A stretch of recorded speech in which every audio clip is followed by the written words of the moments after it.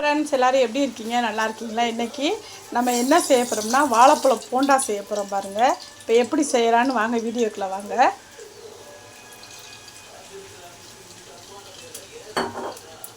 வாழைப்பழத்துக்கு வந்து 2 கப்பு மைதாவும் 2 வாழைப்பழம் நல்லா கனிஞ்ச வாழைப்பழம், சீனி அவங்கவுங்களுக்கு தக்கன போட்டுக்கோங்க. நாங்கள் வந்து கொஞ்சமாக சுகர் பேசுனால கொஞ்சமாக சீனி போட்டிருக்கேன். போட்டு நல்லா மிக்ஸ் பண்ணி இந்த வச்சுருக்கேன் பாருங்கள். இப்போ எப்படி போடுறதுன்னு வாங்க வீடியோக்குள்ளே காமிக்கிறேன்.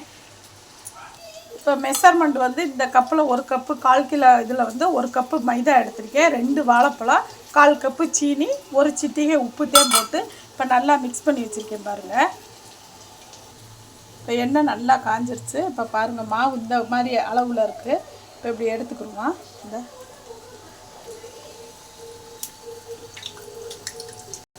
சூப்பராக வந்திருக்கு பாருங்கள், நல்லா சாஃப்டாக இருக்குது.